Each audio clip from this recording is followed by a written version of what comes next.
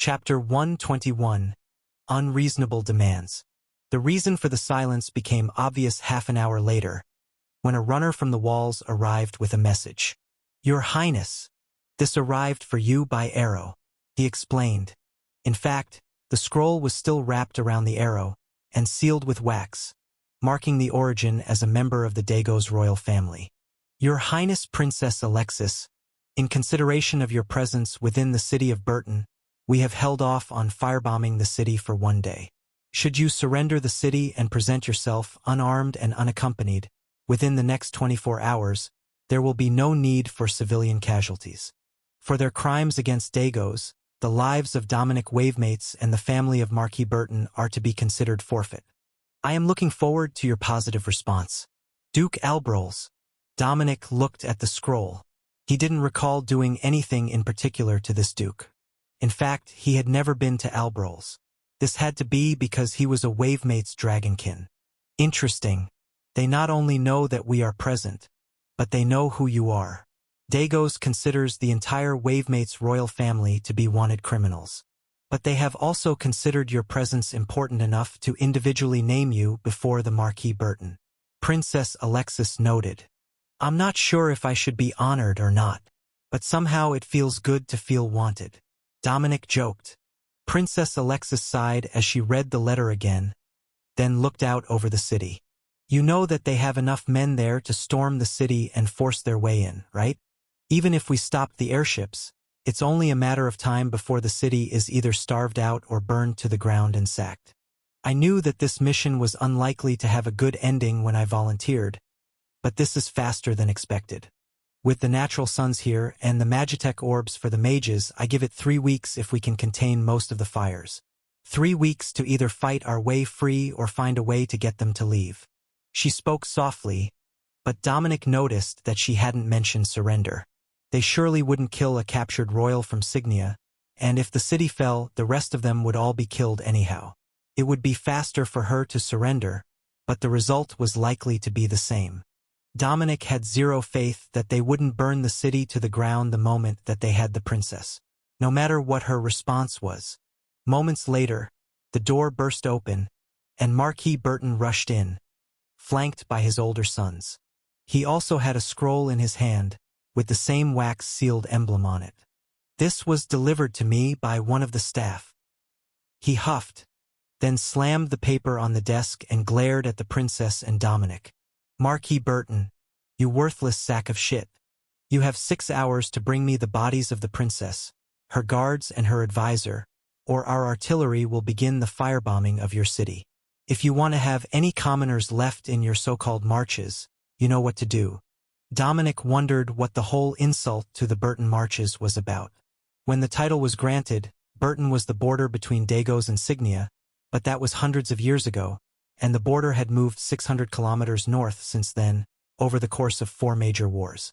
"Is there something I should know about your relationship with Duke Albroles?" Princess Alexis asked. "The Duke? No, why?" Princess Alexis pointed at the wax seal, then the words on the paper. "It seems he is somewhat less than fond of you." The Marquis shrugged. "One of his sons is married to my second daughter, but they have been for a decade, and I haven't heard any news of marital issues. I really don't know what has him so worked up." The princess nodded. "Well, their first move was to try to turn us against each other to force an early capitulation. A sure sign of desperation, but possibly unwarranted desperation, given their numbers." The son of Marquis Burton shook his head. "I don't think that it is unwarranted, but rather a failure of their leadership to adapt to combat realities. All of our reports from near the border show units and villages overrun by the mechanized advance of the Dagos army. In my opinion, they may have believed that they would actually overrun the city walls on the first day, and they never expected to face the riflemen and level of artillery fire that they did. I don't know if my father has made it public yet, but the powder stores were deliberately spoiled when we opened the casks last night." Princess Alexis glared at the Marquis, whose furious glare was turned on his son. "What am I in trouble for? The royal family has priority for all defensive information." The young man defended himself from his father's fury. "All right, so we know that there are more spies in the city, and that there is a reason they had expected that you would not be able to mount a defense. The Natural Sons are a new regiment, and easily mistaken for a reserve unit, given their uniforms and lack of lineage. If that was the case, it puts things in a new light. The question is, do we call his bluff immediately, or do we wait for him to make the first move? Alexis asked. All eyes turned to Dominic as her advisor. I say we recommence the bombardment of their position and assign extra guards from the Natural Sons to the mages on cannon duty. The number of Magitech orbs is limited, and we can't spare many if they do encircle the city. If we take out more of their artillery this morning, we can force an infantry charge at the walls from across open ground, with both riflemen and artillery on defense. Dominic recommended. The Marquis frowned, but his sons nodded in agreement. It was better to move first and not give the enemy time to put a new plan in action. I believe that they are stalling. They have infiltrators in the city already and among the keep staff. I suspect that they are going to make another move today, and they needed time for their people to get in position. The older son agreed. Then we will follow the princess order. Speak and we will obey. The Marquis affirmed. Target their artillery and vehicles. Destroy their supplies and ability to stop our deliveries, and they might not be able to outlast us at a siege. Chapter 122. Preventative Artillery. The order was quickly written, and a new mage was called in to reinforce the barrier over the top of the keep the moment that the guns started to fire. For a few tense minutes, they waited, and then the barrage of cannon fire from the walls began. It was coming from all sides of the tower, letting Dominic know that while they didn't report any attacks over the evening, the enemy had moved their forces to surround the city, and not just to focus on the north wall. That was a questionable call if they didn't know how many defenders were in Burton. But if they knew that they had a significant advantage, they might be hoping to spread the defenders so thin that they couldn't effectively protect every front. They should know that the gunpowder had been spoiled as well. But that reminded Dominic. What did they do to spoil the gunpowder? They didn't pilfer a portion of it to use against the keep later, did they? He asked.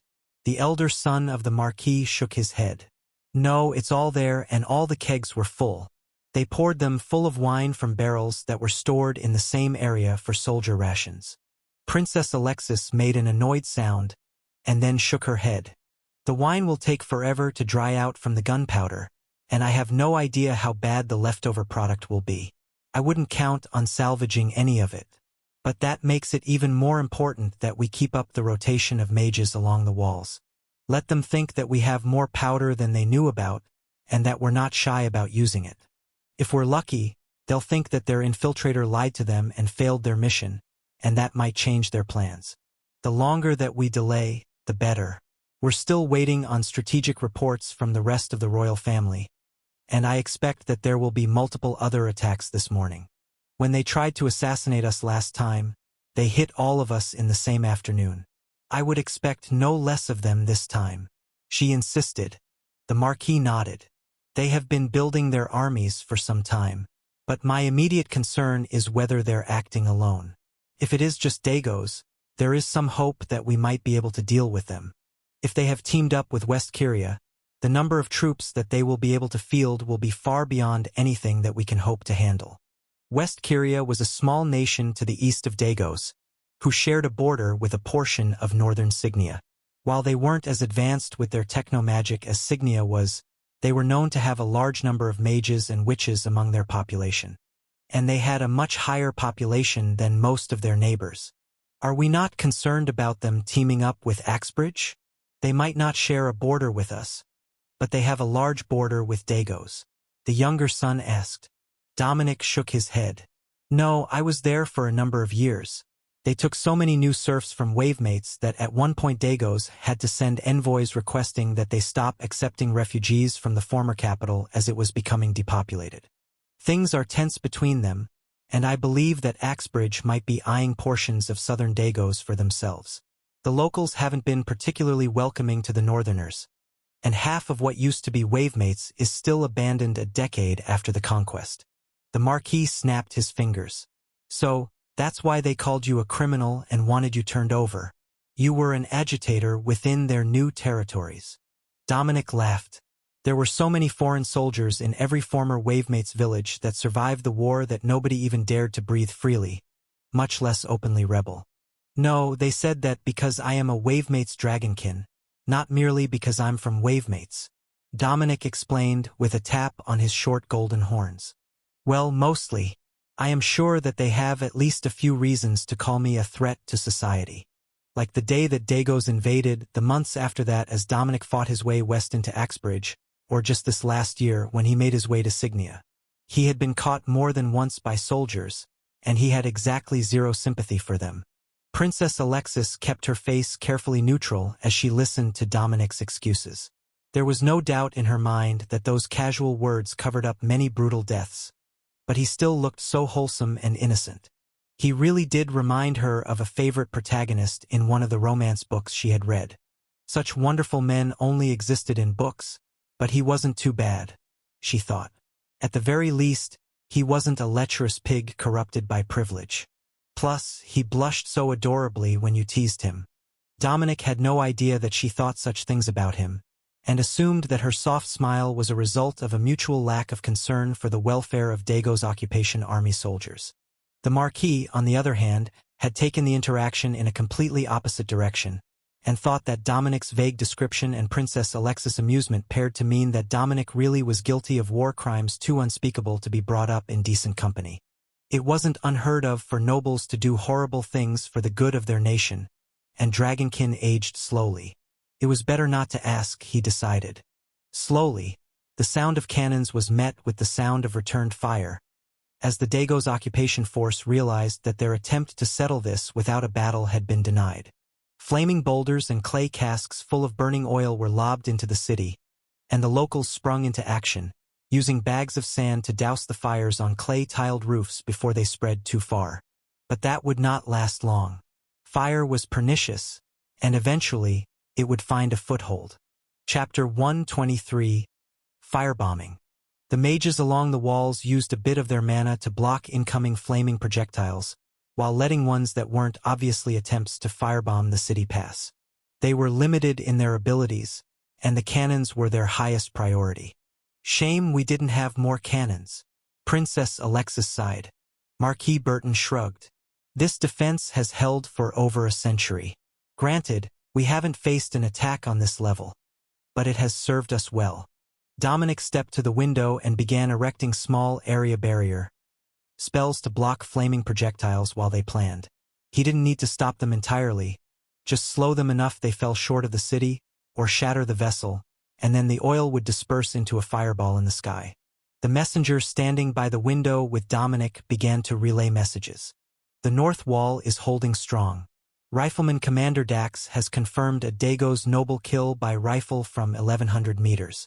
The west wall is holding, but the fire is starting to take root in the city there. Eastern forces report minimal enemy artillery, but preparations for an infantry assault. Southern wall forces report an enemy retreat. Forces upstream have poisoned the river, and their men are falling ill. Why didn't their mages cleanse the toxin? Marquis Burton asked. Princess Alexis shook her head. They don't have any, or not enough anyhow. After the attack on Wavemates, nearly every magic user in the nation fled. If you thought that the nobles' insignia were cruel to non-humans and magic users, then you would be appalled at how they are treated in Dagos. So, while they are attacking and they have the ability to craft magitech devices, they're short on people who can actually use them. Now, I see why they're becoming desperate to take portions of Signia. The Marquis realized. The princess nodded. They're falling behind in the magic race to advanced technology. If they don't do something, they're in trouble. But they've decided that diplomacy was not the answer. Dominic continued to block projectiles so that the mages could focus on loading cannons. A barrage of cannon fire came for the top of the keep, and Princess Alexis laughed as Dominic blocked them, then flipped off the enemy spotters. He was having far too much fun this morning. Is it just me? Or is the artillery all targeting the keep? The oldest son of Marquis Burton asked. They have stopped firebombing the city to focus on the advisor. The messenger at the window concurred. Is that wise? The messenger just shrugged. How was he supposed to answer that? If it wasn't a good idea on Dominic's part, they were about to get a cannonball through the wall of the strategy room. The mage who had been sent up for defense duty smiled at the Marquis. "Sir, you need not concern yourself overmuch about that. The advisor knows what he is doing. The distraction is buying time for the locals to put out the fires in the city before they can spread too far, and every minute we destroy more of their artillery." The princes and the Marquis updated the battlefield map as reports came to the door, and Dominic spared them a bit of attention as the attacks by Dago's artillery returned to their original targets. It had taken a few minutes, but someone must have realized that he was just distracting them from their work, and wasn't likely to be injured by the attacks. They are building up along the highway on both sides of the city. It looks like Dago's is planning a simultaneous east and west charge to attempt to breach the city gates. Marquis Burton noted as they placed markers on the map. Princess Alexis nodded. "That's my impression as well. So the question is if they're going to go all out on a northern offensive, or if the soldiers in the south are only faking illness."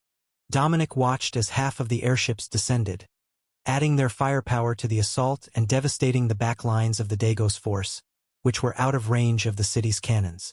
That extra level of attack on forces that would have traditionally been considered safe from retaliation was crushing enemy morale, as well as their supplies.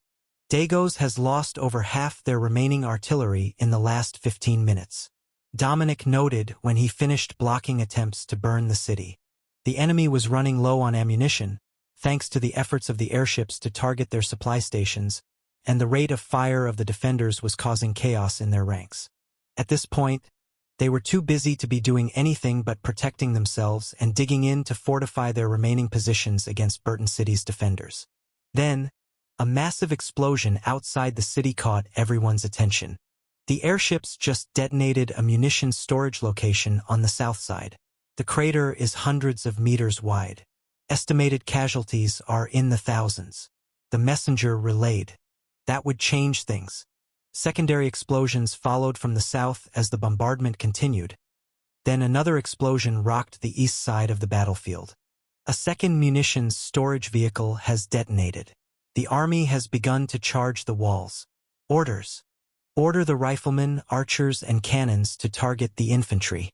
Signal the airships to continue their work on the supply lines and reserves. Princess Alexis ordered before the Marquis could speak. Battle horns were sounding, and Dominic could see a few vehicles modified as rams among the eastern and western forces. They're aiming for a mechanized battering ram along the road entrances. Expect 60+ kilometers an hour and 20 tons of vehicle. Dominic relayed, looking out the window of the keep. Marquis Burton swallowed hard, then nodded. "We have prepared for this. Barricade trucks to the gates." A large vehicle rolled out of a warehouse by each gate, equipped with what looked like a portcullis on a frame. They drove up to the wooden gates, pushed them solidly in place, and then crews began hammering posts through holes in the support arms, anchoring them in the ground. As long as the ram vehicle didn't manage to crush the portcullis support, the gates should be secure. And the riflemen were not going to make it easy for the vehicles to get to the wall unscathed. Chapter 124. Fog of War. The eastern battering ram was the first to fall, as a cannonball detonated inside its cab, tearing apart the drive mechanisms and rupturing the pressure vessel. The western front had better luck, as the driver had raised the plow-shaped ram to guard his windows. It had taken dozens of hits with minimal damage, but Dominic could see that the vehicle was spewing steam as it approached the gate. A round must have bounced under the ram and hit the undercarriage. Dominic couldn't hear the impact over the sounds of battle, but he could see the backside of the western gate, and it didn't buckle after the truck disappeared from sight. Again, white smoke was beginning to block the view over the wall as the cannons continued to fire. At least the Natural Sons Regiment wasn't making the issue worse. Their rifles were all compressed air and magic powered, so they didn't give off the signature white smoke of a black powder firearm. But there were some upsides to the situation. Neither side could see what was happening from a distance, so the remaining artillery couldn't tell if they were hitting the city or mage barriers, and they were unable to target the emplacements on the walls. Then, the airships began to rush back into the sky, leaving only two to continue harassing the army on the ground. Incoming Dago's heavy transport fleet. 30 airships, lightly armed, loaded with infantry for paratrooper insertion. The airship commander announced over the radio. That would let Dagos know that they had been spotted. But the commander had deemed it more important that the forces on the ground knew what might be coming if they didn't stop them before they got in drop range of the city. Overhead, the battle began in the distance, but over the next half hour, Dominic could tell that they were getting closer, even if he wasn't watching the steady stream of soldiers floating down from the sky. They had started far off in the distance, but the closest ones now were in rifle range, and few were making it to the ground alive as the riflemen turned their attention upwards. It was an absolute massacre, and the soldiers outside the walls were coated in blood before they even reached archer range. Dominic shook his head. What sort of insane strategy is this? I know that many commanders don't care much about conscripted forces, but this is inhuman. Princess Alexis and the Marquis came to the window to see what he was talking about, just in time for the incoming troopers to get close enough that the mages along the walls could hit them with fireballs. The magic exploded in the air and lingered, burning bodies and parachute strings alike. The unfortunate soldiers plummeted hundreds of meters to the ground, onto their charging allies. And those were the lucky ones, as most who didn't get hit by fireballs were landing critically injured from rifle shots. Then, the cannons directly above their heads, on top of the keep, began to fire, sending flak into troopers from an airship that had gotten close enough to put troops into the city. Incoming aerial invasion. Barriers up. Prepare the militia archers. Princess Alexis ordered. The response was predictably bloody and brutal, but the artillery of the Dagos army suddenly picked up its firing rate, and units that were previously thought destroyed began to set up, bombarding the north wall, closest to the paratroopers. Many of the soldiers were forced to take cover, and others were lost as sections of the upper battlements were shattered. But the majority of the riflemen moved down the ramps, out of the direct line of fire, but still able to aim up. It wasn't enough. Hundreds of troopers in a second wave were coming down as the first wave was eliminated, and the north wall couldn't take them all out in time. One after another, Dagos paratroopers landed in the city. Some landed in the streets, some slid down clay tiles and fell from roofs, and others were caught in trees only to be hacked apart by the citizens of Burton. While most of the commoners didn't have any weapons training, that didn't mean that they would not attempt to defend the city during an invasion, or that the guard hadn't been passing out spears ever since the threat of war started. Every household had at least a few, and whole bundles were stacked in the lobbies of most of the apartment buildings. The Dagos army took the successful landing of even a few paratroopers as a victory, and they were working quickly to set fires and cause chaos within the city. The faster that the chaos spread, the sooner that Burton would fall, they assumed. But the people of Burton were not going to let this insult go so lightly, and not long after the wave of troops landed in the city, they began hurling the mangled corpses of paratroopers back over the wall. The invaders were predictably not impressed with that, or the failure of their first attempt to storm the city. There were fires in dozens of locations, but the only troopers who had made it into the city had all landed in the same area, and the tactic had proven highly ineffective after their loss of the air battle. Dagos armored convoy located. No airship support spotted. We are moving to intercept. The Signia airship commander reported. So, the invaders weren't going to give up. In the distance, the army was digging trenches and settling in for the siege, now that the blitz of the city had failed. But what Dominic couldn't help but notice was the distance. They had set the trenches 1,500 meters out from the walls, at the very edge of cannon range, where the riflemen couldn't target them.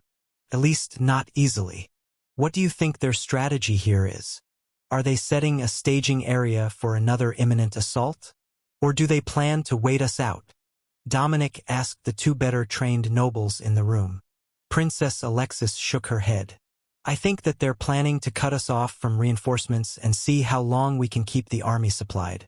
They don't know that we've got the Magitech abilities to create more munitions, so they likely assume that we will be out within a few days or a week at the most. But the airships have enough supplies to stay up longer than that, and they can continue to bombard the trenches as well. As long as the cloud cover holds, they won't be able to prove that it's the same group every day. Chapter 125 Trench Lines. Every night, the Marquis Burton returned to the safe rooms with his family, so Princess Alexis and Dominic took over his suite on the top floor of the keep, where they would be close to the reports, and in a position to see most of the city. It wasn't the greatest accommodation, but with a bit of alteration, the room now contained 2 beds, and the guards were staying right across the hall when they were not on duty. It might have been considered unconventional, but Alexis had deemed it inefficient to have them going up and down 5 flights of stairs every day, when their job here was to protect someone who didn't leave the tower. Over the course of the next week, the airships reported 3 more mechanized convoys coming for Burton, none of which ever made it to them. With their vehicles crippled, they would have to move on foot if they weren't going to retreat, and that would take weeks. Long enough that even the airships would have to return to restock on fuel and food before the majority of the enemy troops arrived. On the 7th day, the Dago's force began to work on new trench lines, moving them 100 meters closer to the city. That still wouldn't be close enough that they could launch an effective artillery bombardment of the city, as they were downhill. But every time that they moved forward gave them a little better position. All around the city, the cannons fired periodically at the workers, but at the extended range, there wasn't much they could do to the soldiers hiding below ground level. However, Dominic wasn't idle as they waited. He had spent most of the first day making ammunition for the few riflemen that the city guard held. Then the second day he had spent casting mana pistols using clay to steel, as the city of Burton was nearly depleted of iron and steel stores. For some reason, the forges in town hadn't been resupplied in weeks before the invasion. The new pistols weren't great quality, as his spell book hadn't significantly improved. But they were good enough to be functional in an emergency, and they were much more practical for the Royal Guard when fighting inside the keep. With a pistol in each hand, they could do much more damage to any force that breached the keep, but even with his casting molds, Dominic could only make so many of the weapons in a day. And only a limited number of people within the city were competent with them. "Your Highness, we have a report. Infantry on foot is close to reaching the trench lines. We estimate that they will be arriving within the next 24 hours. What are your orders?" The runner for the Natural Sons asked on the morning of the 8th day of the siege. "Cycle the airships to the ground. Get them resupplied and refueled. I want them ready when the infantry arrives, as they will surely send more paratroopers to support them when they charge the city," Princess Alexis ordered. The runner headed out, and Dominic listened as the coded message was sent to cycle the ships down for supplies. They would go up with the same crew again, but that wasn't likely to be an issue. The hammocks on the airships were comfortable enough, and in this situation it was the safest posting that they could ask for. There had been no losses among the Signia airships at Burton yet, and they were getting better by the day. That was far better than could be said for the city guard, despite the infrequent attacks sent to test their readiness. Charges from the trenches by a few dozen men at a time weren't a major threat, but a few unwary soldiers had been taken out by the auto-loading crossbows of the Dago's infantry. The first airship was down an hour later, and a messenger came up to make his report. "Royal Sorcerer, they are requesting you at the docks. They have produced something while they were aloft, and they wish for you to distribute it," the soldier reported. Princess Alexis waved for Dominic to go, and he jogged down the stairs to the cargo loading area. The docks contained plenty of supplies for the crews, but Dominic noticed one thing was missing, something to boost the crew's morale. Their efforts were the hope of everyone on the ground, and it would never do for them to get demotivated and start slacking. "Bring up meals from the kitchen. I think that they will appreciate something that didn't come from dry goods in the tiny galley of the airship. Pastries, sweets, you know what to bring," Dominic instructed. "Yes, sir." The soldier ran off as Dominic went to meet with the techno-wizards from the first airship. "Ah, Sorcerer. Good work getting the wall cannons supplied. We made an upgraded version of the munitions cores. If you hold it this way, it makes a whole barrel of black powder. If you hold it this side up, it will make 100 solid steel cannonballs.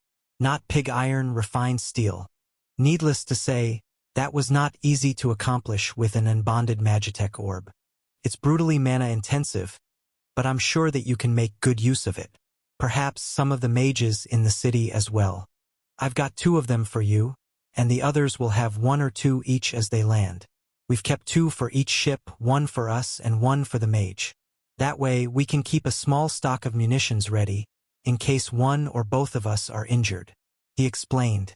So, you can let them load conventionally, if the mages are out of commission or only one remains and he is asleep. Good thinking. I just didn't think that it was possible. The techno-wizard laughed.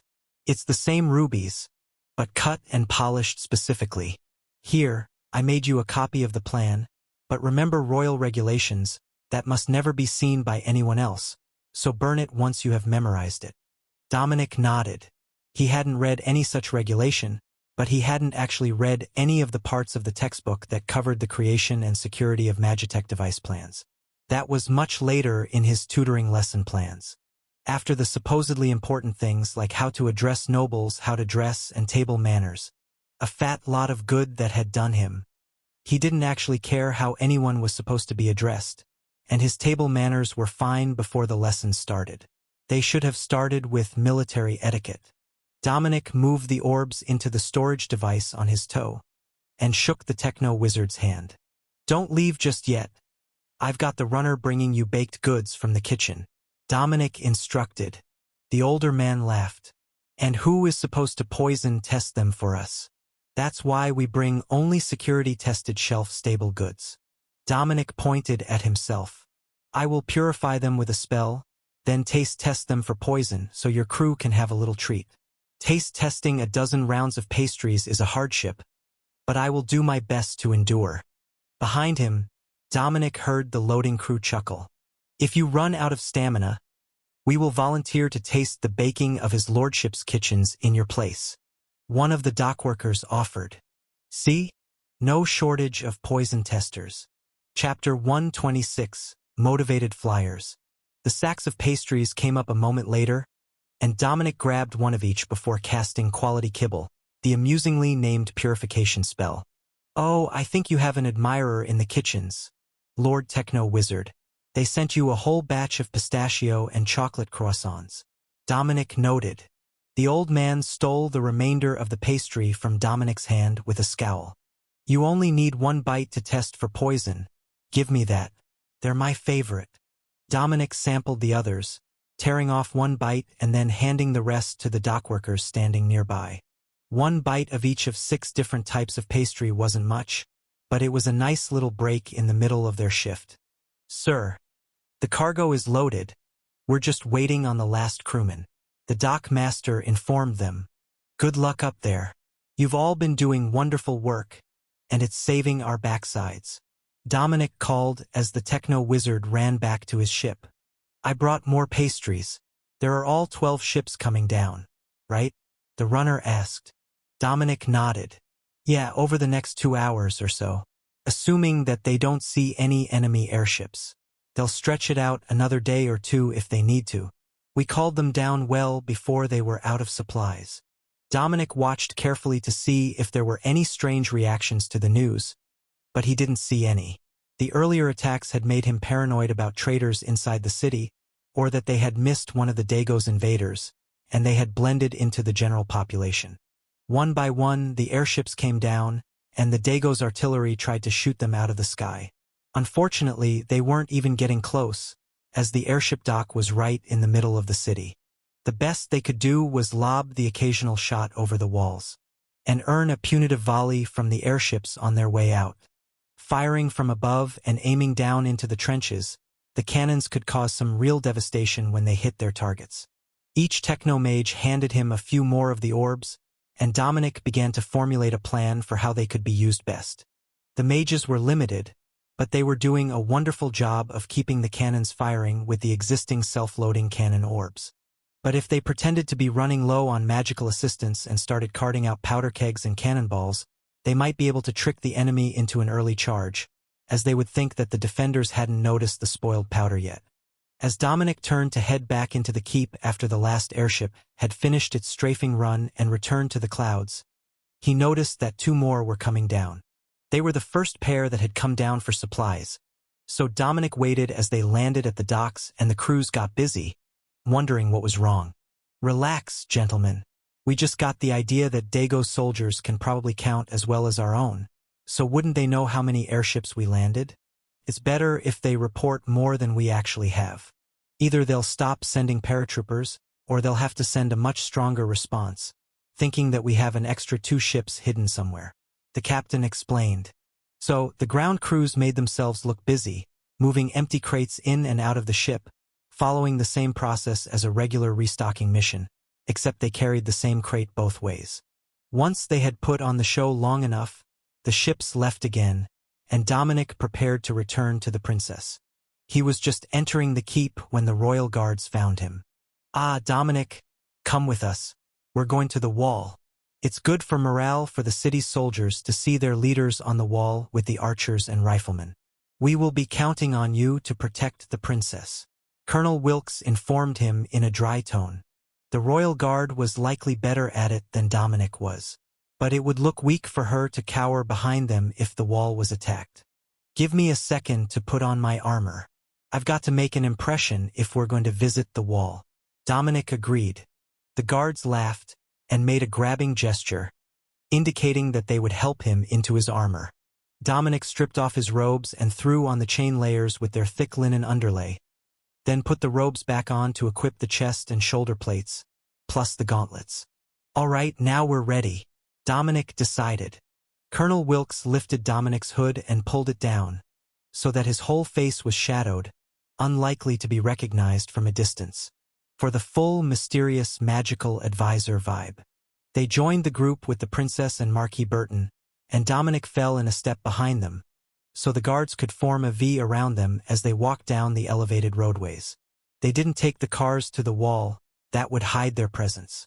Walking in the open so that everyone could see them reminded the people of Burton that someone was in charge and thinking of their safety.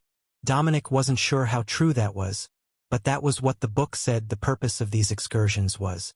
The natural sons stood a bit straighter at attention as they passed, smiling and waving, as Dominic watched the area for threats.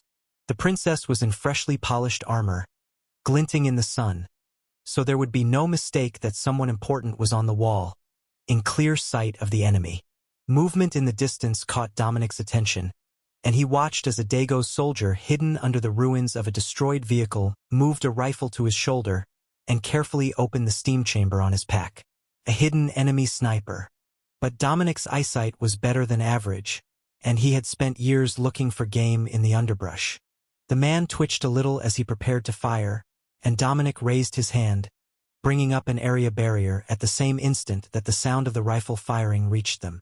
A split second later, the bullet flattened on the transparent magical barrier, wide of the princess, but only by a few centimeters. Everyone stopped, and Dominic hurled an arcane blast at the spot where the sniper was hiding. It was likely out of range of his spell, but the direction of the retaliation was enough to let all the riflemen know where to look. So, a barrage of bullets passed the spell before it hit the husk of the transport truck, revealing the already deceased sniper and his punctured steam pack. Chapter 127, Wall Walk. Princess Alexis nodded politely at Dominic, but he could see the hidden shock in her expression. Getting a sniper that close was no small feat. "Shall we continue?" she asked, with an exaggerated look of disgust at the deceased sniper. They walked away just as the Dago's artillery began to hammer into the wall around them. Dominic kept the barrier active, just large enough to protect their group from artillery, but none of the shots were close enough to threaten them directly, and the princess walked calmly through the attack as the natural sons and city guard archers took cover. Beside her, Marquis Burton was doing a much worse job of pretending not to be terrified. "Are you sure that this is a good idea? We should take cover during an assault," the Marquis muttered. "No, we should be clearly visible leading our troops during an assault. Relax, we're safer than you think. From that range, the cannons will be off by up to 20 meters of their target. See how half of the shots are hitting the ground before even reaching the wall? If something actually comes for us, it will be pure luck, and we have a barrier for that," Princess Alexis informed him.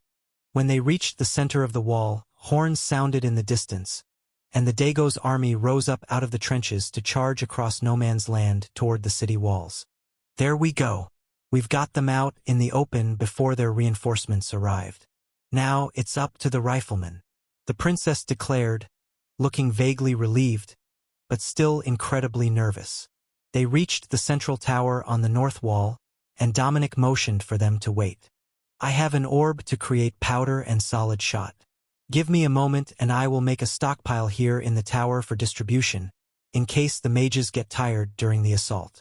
He explained. How much can you make? Marquis Burton asked.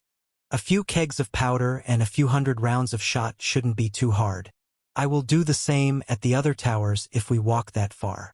That was unlikely to happen in one day. The full walk around the city was close to 10 kilometers. Once they stepped inside, Dominic got to work. First a keg of powder, which was no struggle. Then 100 steel cannonballs at 3 kilograms each. That was significantly more challenging, but the weight was more than twice that of the powder. Dominic thought it was an odd choice, as anyone would struggle to make 100 at a time. But it matched the amount of powder that the orb made. Until he had time to examine the blueprint, he wouldn't be able to tell if there was a good reason for things being the way that they were designed. But while it took a few seconds to make the balls, it wasn't too much for him to handle. So Dominic made 5 more kegs of powder, then started to create the corresponding pallets of shot. That should keep the north wall for an hour or two if the mages are down. Set someone on watch in the tower, so nothing happens to it, Dominic announced, addressing the last bit to the soldier outside the door. I will distribute them now, the soldier offered. The princess nodded. Call a team. I want them all to go out at once. There were only 12 cannons on the entire north wall, and it was 10 paces between riflemen. But putting the ammunition halfway between cannons for now would make it accessible when the teams were preparing to use it. The soldiers were quickly crossing the fields, but they had started much too far away. In armor, it would take them close to 10 minutes to run the entire distance uphill to the walls.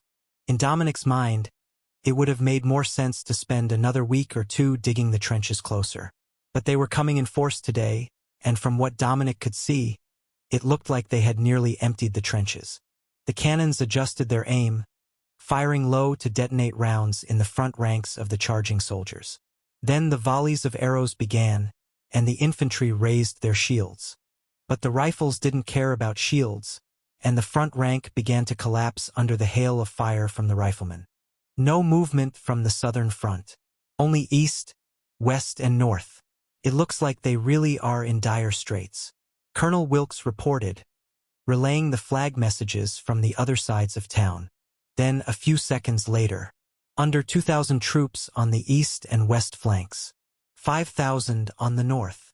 Dominic watched as the riflemen cut down the front ranks of the charge, and the shield wall faltered as an increasing number of arrows made it through the gaps in their tortoise shell. Then, the cannons got another volley in, and the rate of collapse increased. Dominic cleared his throat to get the princess' attention. Should I join in the fight? The other mages are busy with the cannons, but we should show them a little bit about why Signia isn't a force to be trifled with, he asked. The charge was under 100 meters from the wall now, and Princess Alexis nodded. If you think that you can make a difference, go ahead. With all his spells in the spellbook, Dominic had some faith in his ability to make a proper fireball. At level 1 it was big enough to create a 3-meter ball of fire and kill goblins. At level 7, it was surely better, but he hadn't ever used the spell himself. Dominic channeled mana for the spell and hurled the fireball into the infantry. When it left his hand, it was just a baseball-sized ball of fire, but when it hit the infantry, it made a 5-meter ball of fire, hot enough that it melted armor. That seemed a bit excessive. They didn't get more dead after the liquid steel dripped on their corpse. Chapter 128 Repel the Assault. Dominic split the next one into 3 balls, each with a third of the spell's power. The explosions were still 5 meters wide, but the result was much more gruesome, and not an instant kill. Scorched flesh peeled from the exposed areas, as scorching armor set cotton padding on fire. 2 at a time, that should be the answer. Dominic could activate Fireball twice a second, and the barrage of flaming explosions had completely collapsed the enemy charge everywhere within 50 meters on either side of his position. The Dago's army was spreading to the sides, taking their chances with the cannons and the riflemen, just to get away from Dominic. Dozens of bullets shattered against the area barrier in front of Dominic before it collapsed, and a single round pinged off his armor. Dominic frowned, distracted from the tunnel vision of burning the infantry. He put the barrier back up as more bullets rained down on him. Then he began targeting the soldiers further back in the charge. The ones at the front were more likely to be the expendable militia members. The officers should be further back, and Dominic had no real grudge against the commoners. They just followed orders. It wasn't their idea to be here in the first place. They just waited, attacked and died. The officers had to stop to shoot, and that marked them as targets not only for Dominic but for the Natural Sons Regiment. One after another they fell. But in return the riflemen lost very few. The mages behind the wall couldn't do much but fill the cannons, but they did try to keep up a basic area barrier over the wall's upper ridge to prevent the riflemen and cannons from taking return fire. The western edge of the north wall had soldiers near it now, so Dominic began jogging down the wall, firing into the infantry as he went. They had crowded together to get away from him, and now they couldn't avoid his attacks as Dominic hurled fire into their ranks faster than even the riflemen could fire. Keep up the charge. He can't keep it up for long. Signia's mage lord is bluffing. Once he collapses, he will be out for weeks. Dominic heard a Dago's commander shouting through a bullhorn, so he hit him with a fireball. This spell was even more satisfying than Arcane Blast. At either side of the north wall, the Dago's charge had made it to the wall, and ladders were being tilted up, some with shock troops at the top to be hurled into combat with the wall defenders. Dominic ran along the ramparts so he could fire straight down into the breaching teams, but even the fireballs were not enough to deal with the entire horde of soldiers who had reached the walls. "Advisor, retreat," the royal guard announced. Dominic returned to the walkway and attacked sporadically as he jogged back to the princess, who was preparing to retreat to the elevated roadways, as Dago's soldiers were reaching the top of the wall, and the fight was turning into a confused melee. In that situation, they couldn't see to give orders. They had to retreat to get a proper view of the fight. The eastern and western flanks have fallen in and joined the assault on the north wall. The city's reservists have been called to duty, and the halberds have been deployed to push the ladders back. She explained when Dominic returned to the command group. The western flank has been thinned, but they are still going to reach the top of the wall. Dominic agreed. Princess Alexis nodded to the royal guard, and a set of horn blasts echoed over the north wall. Vats of oil were rolled up the ramps, and then dumped over the walls and set on fire. That would slow the approach for a while, and it greatly reduced the number of Dago soldiers in melee at the top of the wall. Not enough to completely stop them, but it was a start. The flames spread all along the city wall and out into the defensive trench behind the bulwark, which had previously been filled with oil. That stopped the advance entirely, but left thousands of soldiers trapped between the flames and the wall. It wasn't a new strategy, and the Dago's army was already working to put out the flames by the wall. Then, the infiltrators that they had been looking for in the city made their move. Hundreds of them, all in yellow and blue Dago's armbands, charged down the elevated walkways, surrounding the Marquis and the royal delegation. The royal guard swapped their rifles for pistols, which had a much higher rate of fire, and began blasting the attackers. Dominic joined the defense with fireballs, and then arcane blasts as the enemy approached, and area spells were no longer safe. The distance made the guards switch to swords and shields while Dominic relied on his magic, a somewhat nostalgic situation that reminded him of the second time that he went to fight goblins with Eleanor, the youngest princess, and her guards. The two forces crashed together, and the Marquis pushed forward, joining the royal guard. Then, the Marquis was suddenly falling sideways, and Dominic turned just in time to see one of his guards raise his sword, tip down, intending to impale his lord. An arcane blast hurled the traitor off the walkway, but the Marquis grunted as a spear impaled his arm. The royal guard killed the spear-wielding infiltrator a second later, but the damage was done, and the Marquis was heavily wounded out of the battle. "Keep fighting, I will treat his wound," Princess Alexis announced. Dominic put an area barrier over the two of them as she worked to staunch the bleeding with a paladin's healing magic. Not perfect, but safe enough that he could focus on taking out the attackers. They were all trained soldiers, but no match for the royal guard. We have a clear path away from the intersection. How long until he is stable? Colonel Wilkes called. 10 seconds. Princess Alexis called. Friendly riflemen coming. Dominic informed them. The natural sons had retreated from the wall to the roadways, giving them room to shoot, as a rifleman lost most of his worth in close combat. But that also put them closer to the attack on the royal entourage, and they were quickly cutting down the attempts to reinforce the assault on Dominic's position. There is fighting in the streets. It's going our way, but we will have to stay on the upper levels. Dominic informed the princess as she finished tying a bandage around the Marquis' arm and feeding him a potion. She was a paladin with some healing skills, but she had only used the minimum to stabilize the Marquis. It wasn't hard to guess what she was thinking. She was going to need that energy later, and the Marquis wasn't a great fighter to start with. Chapter 129. Burton is infested. Once the Marquis was on his feet, the group started to move, and the natural sons provided covering fire for them until they were needed to defend the wall. The royal guard pushed toward the keep, where the Marquis personal guards were surrounding the building, keeping it locked down. Nobody was coming in or out, and Dominic could see staff being turned back into the keep, presumably to keep any suspects present if some sort of sabotage was found. Get the healer for the Marquis. He has been wounded, and will need extended treatment. Princess Alexis ordered. The keep staff scrambled while Princess Alexis led the way up to the strategy room. She kicked the door open, venting frustration, but then found herself facing a very startled butler with a Magitech camera in his hands. You have no idea how fucked you are, Dominic informed the butler. The man turned and lunged for the window. That wouldn't save him, it was 10 stories from the ground. But it would be a quick end. So Princess Alexis blocked it with an area barrier. See, what did I tell you? Dominic sighed, feigning sympathy. Then, he picked up the camera, which had been forgotten in the man's desperate escape attempt. I will inspect this, or turn it over to one of the techno-wizards to examine and see what all he was trying to get images of. Dominic informed the princess. Then Dominic looked at the map and realized that it had all been changed. None of what was there was the plan that he was familiar with, and none of it matched the actual deployment of the soldiers on the line. It also didn't have any markers for the mages with the Magitech orbs. He had a lot to learn about subterfuge and secret keeping.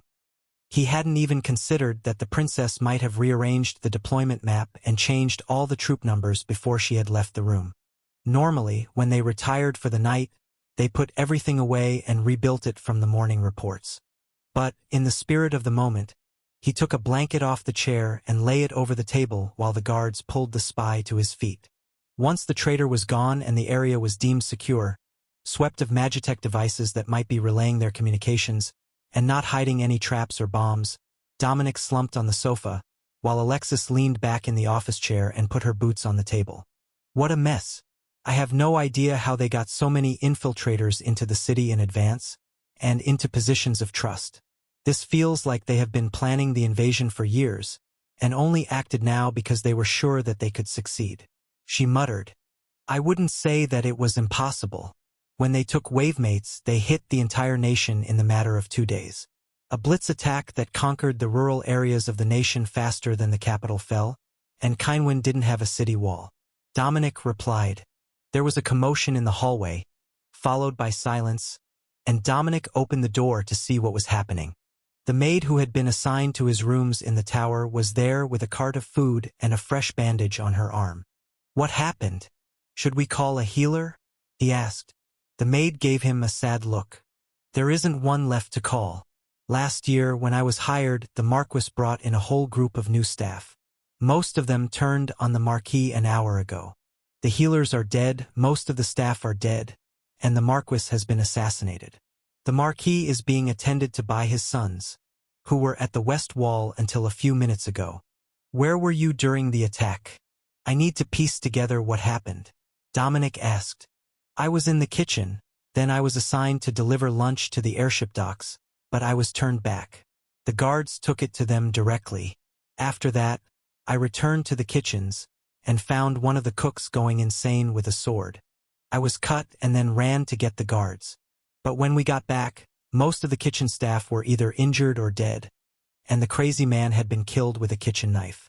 The head chef bandaged me and most of the others up, and I learned everything else secondhand. Between the attack and now, I didn't leave the kitchen until we heard that Her Highness was back. I'm in better shape than most, so I am bringing her meal. Dominic nodded. Come in, then. I assume the guards have checked you.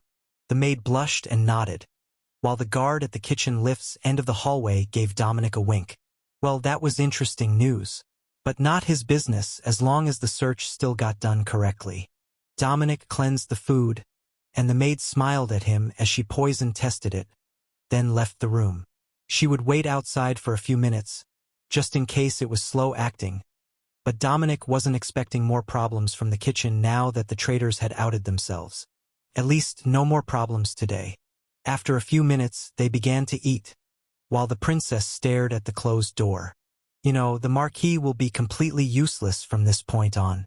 With half his staff gone, and his wife murdered, he's going to be somewhere between mental chaos and depression for months. You're going to have to earn your keep as an advisor because we no longer have another trained second opinion in the room. She spoke softly but resolutely, and Dominic nodded gravely at the implication. Not just for the future, but for right now. There was still an assault on the walls happening, and they should be catching up on the reports. Guardsman, where is our signal reader? We need updates from the walls. Dominic called once they were finished eating. Waiting in the other room, the butler knocked him out with a strike to the head and dumped him in the Marquis bedroom. We found him during the clearance search. Colonel Wilkes announced. Perfect. Bring him in. Chapter 130 Wall Update. The man clearly had a concussion, with one pupil blown wide and the other a pinprick of black. But he had been healed, and he headed straight for the window to send signals and receive news. The east and west walls are clear. No movement in the south. The north wall is holding. There are multiple battle locations on top of the wall, but the riflemen are clearing them as we speak. Casualties are under 5%. All the cannons are still firing, and the mages are protecting them. He explained as he read the signals being sent. The airships are coming down in waves to support the fight and eliminate the back lines. But the radio says that they're heavily engaged in the sky. Dagos sent another 30 transport airships, which were intercepted to the north. Dominic sighed. If they got to drop their troops, that was another 6,000 paratroopers who would be joining the siege soon. Even if they had to walk here. Have there been any reported losses among the airships? Dominic asked. Negative. We have reports of damage, but they all report operational status. Then the spotter relayed a whole collection of specific troop numbers by grid numbers, and Princess Alexis made notes so she could rearrange the table to reflect the current situation. It didn't look horrible, and the defensive death toll wasn't nearly as bad as they had feared for the first breach of the walls. But it was still disheartening to see. More airships dropped out of the clouds, and cannon fire rained down on the Dagos artillery again, crippling the lines that they had managed to erect in the trenches. Hour after hour, the battle at the walls continued, but after the second hour, the cannons were pulled away from the wall, stored in relative safety so that they weren't destroyed by the breaching forces. That made the Dagos army braver, and they doubled their efforts. Incoming mechanized force. They evaded detection by the airships, and they have been picking up paratroopers as they approach. The radio reported from the walls. Well, isn't this day just one bit of bad news after another? Alexis muttered. Should we order the cannoneers to set up on the roadways? They can fire from there, and it won't interfere with the battle on the walls. Dominic suggested. Order it, but tell them to hold fire until the mechanized force is in range. That's what we need to stop, and it will be easier if they think that the north cannons are out of commission. Princess Alexis decided. The order was relayed, and Dominic saw the mages and cannon teams moving the cannons to the most sheltered areas that they could find, which were still able to fire over the walls. They were no longer evenly spaced. Instead, they had been clustered around the mages who could reload them. But that was better for everyone. They had 1 hour of tense anticipation before the cannons started firing again, targeting the incoming vehicles. But they weren't alone. 4 of the airships had descended to bombard the convoy as well, and the damage that they managed to do to the vehicles was devastating. The lowlands around Burton were soft and muddy after all the recent rain, so the convoy had chosen to follow the top of a hill, and that put them in a nice straight line for a set of broadside barrages from the airship cannons. As the sun went down, Dominic saw the first signs of the battle in the sky. An airship was burning as it fell from the sky, and then another followed soon after. Their defense fleet had been enough to keep them from airdropping on top of the city again, but the battle at the wall still wasn't over, and the survivors of the mechanized convoy had pushed through the artillery barrage to join the others at the front. All night, the battle raged, until the final wave of attackers didn't even need ladders. There were so many corpses piled at the primary attack points that they could run up them to get to the top of the wall.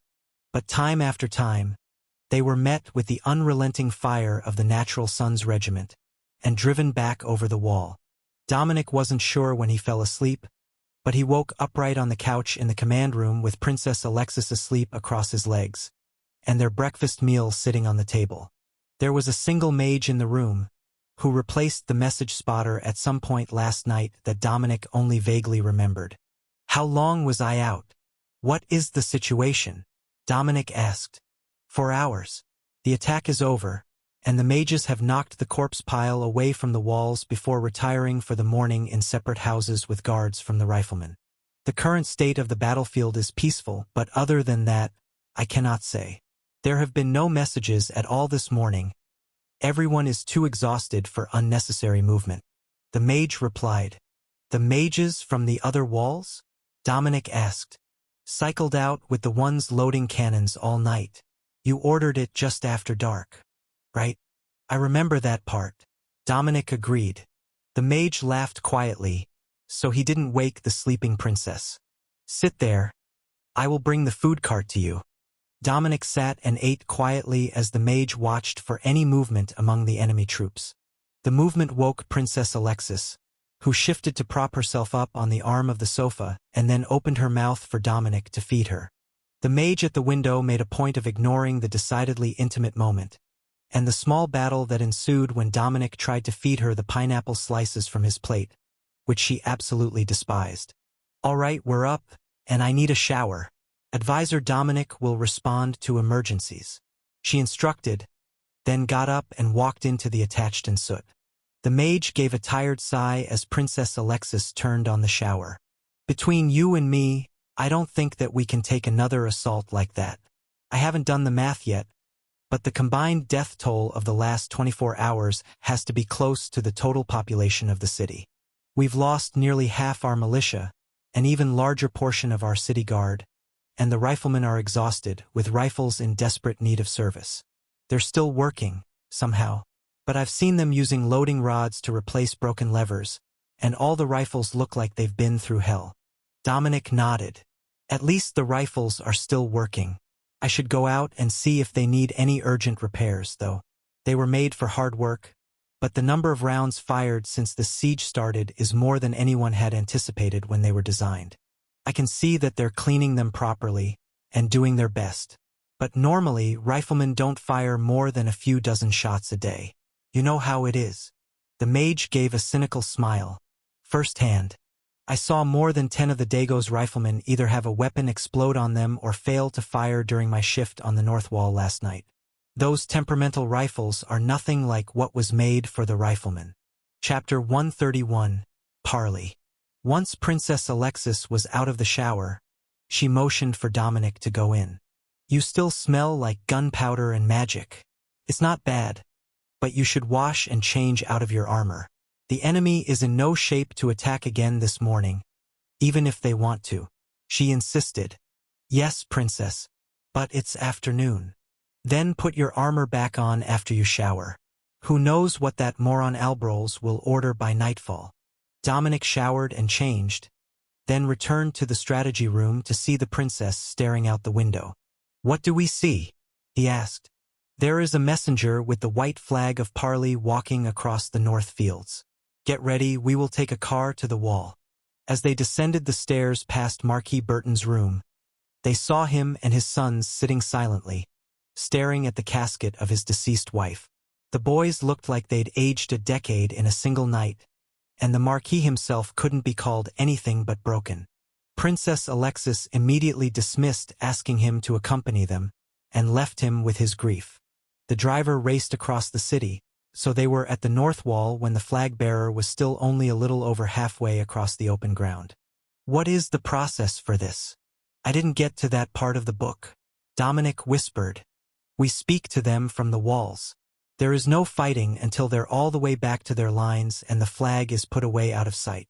Alexis replied quietly.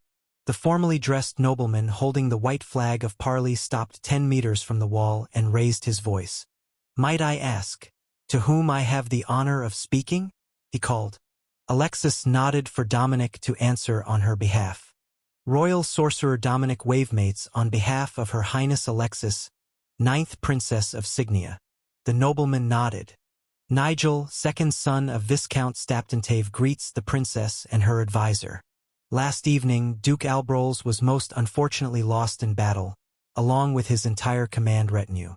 As the ranking noble remaining in the force, I wish to negotiate the peaceful withdrawal of troops from the theater, and the collection of the remains of our noble officers."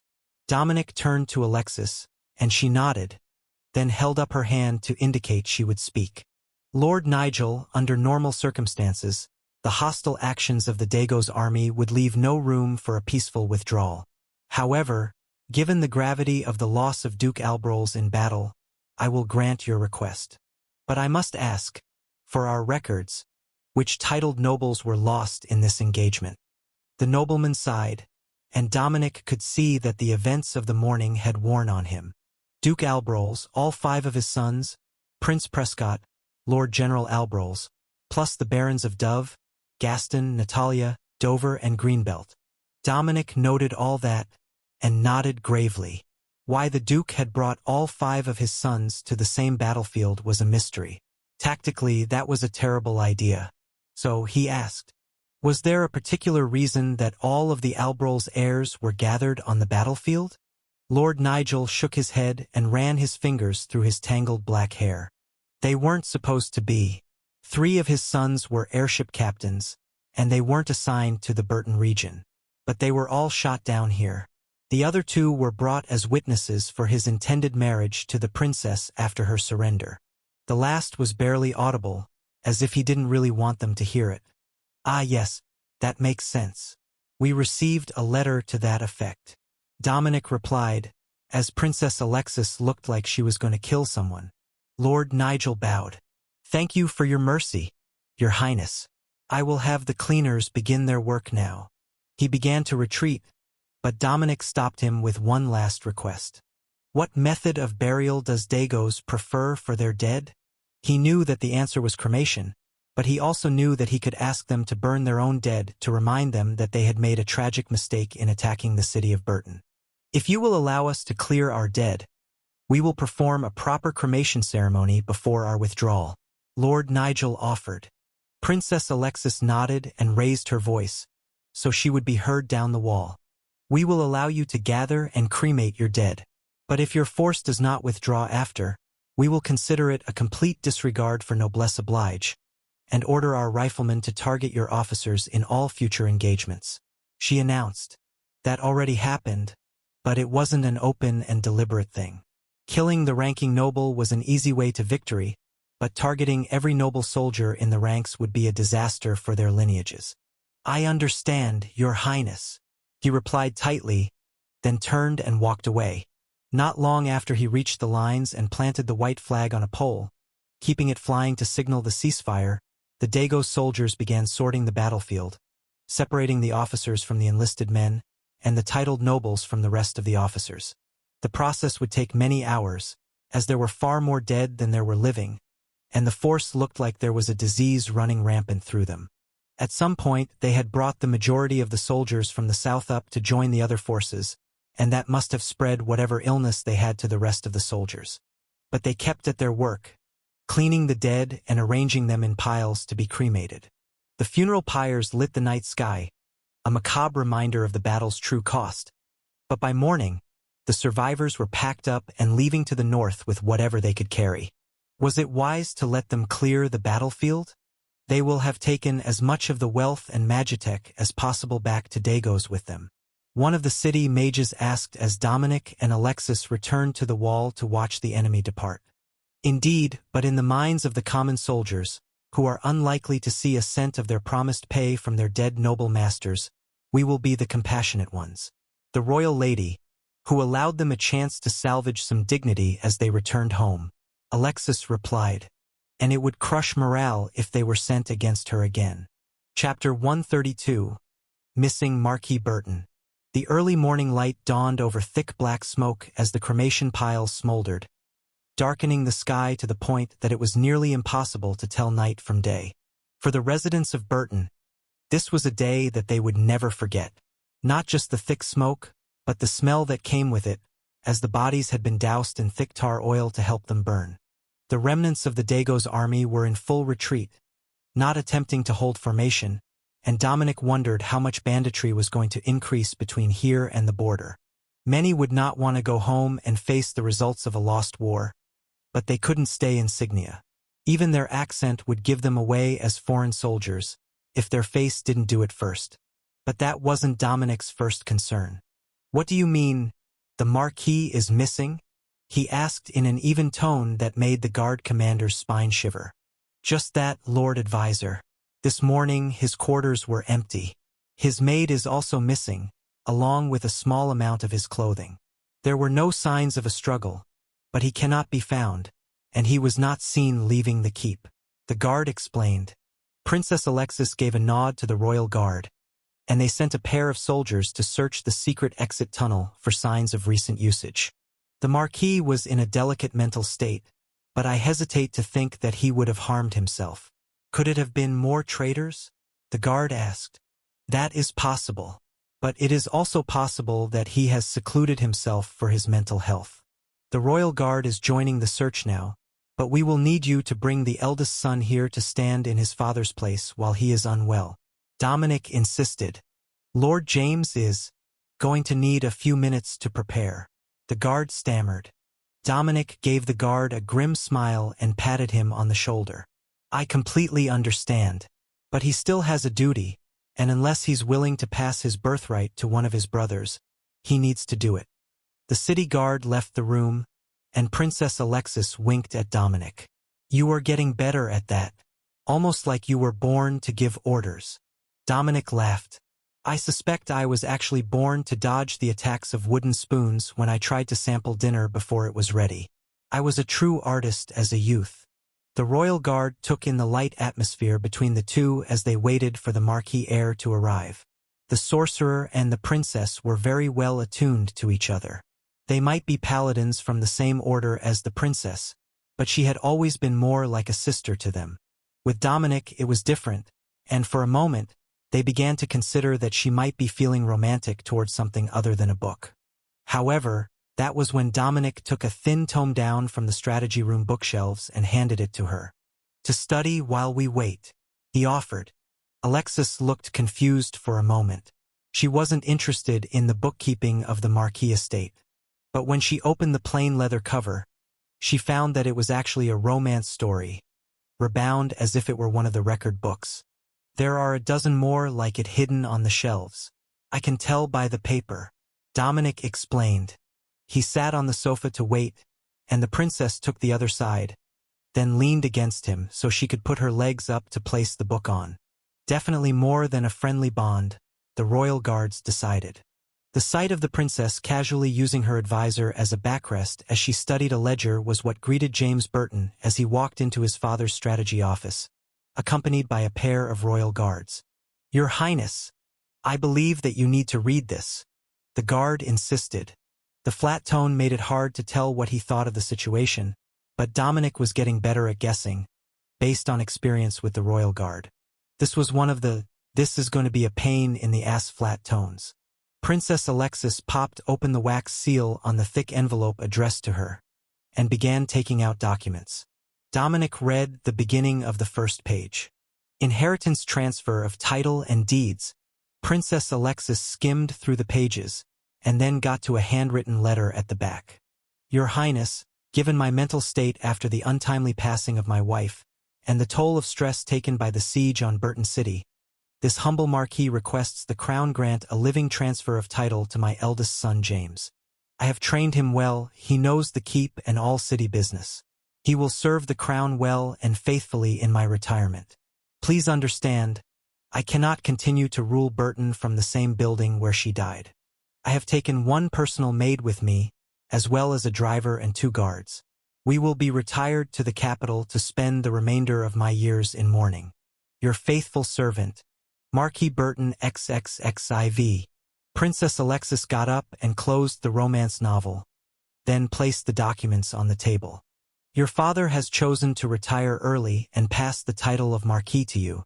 We don't have enough nobles here for a proper ceremony, so it can wait until after the war, but as of today you will officially take over your father's estates. Everything has been passed to you. If you wish to reward your brothers or anyone else for their duties, that is up to you. I will inform the crown with this afternoon's message. She explained. James Burton, now Marquis Burton the 35th, sighed deeply. Thank you, Your Majesty. What news do we have today?